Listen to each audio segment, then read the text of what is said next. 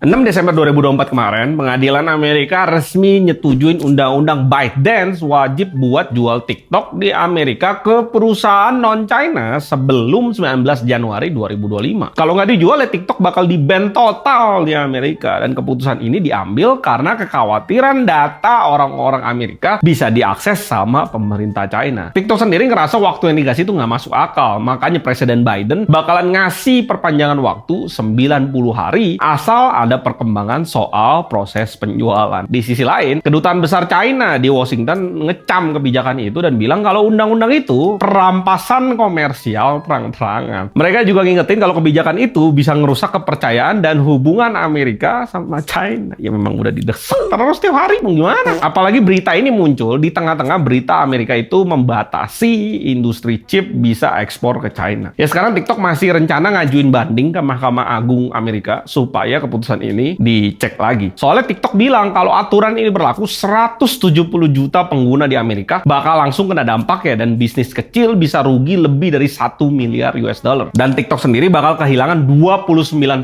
pendapatan iklannya karena banyak yang berhenti pakai platformnya. Yang bikin seru, batas tanggal yang udah ditetapin itu jatuh 1 hari sebelum presiden baru Trump dilantik. Ya, Trump sebelumnya udah janji buat nyelamatin TikTok, tapi responnya Trump ini juga masih abu-abu. Pas ditanya NBC News, Trump bilang TikTok sangat ngebantu dia menang dalam kampanye, terutama buat menarik perhatian anak muda. Dari yang dulu tuh kalah 30% jadi unggul 35%. Ya walaupun dia tahu TikTok berguna, dia sadar suatu saat bisa aja ada platform baru yang ngegantiin TikTok. Dia juga ngomong soal aturan hukum yang ngemungkinin aplikasi dari perusahaan China seperti TikTok diblokir, dan dia mau mencegah perusahaan teknologi besar lainnya jadi terlalu mendominasi. Ini di Amerika bener-bener ada masalah tuh, dipolitikin sana-sini, digoyang sana-sini, bisa sampai bonyok TikTok itu. Beda banget sama di Indonesia dulu. Ya TikTok masalah juga tuh di Indonesia. Beli Tokopedia, beres urusan.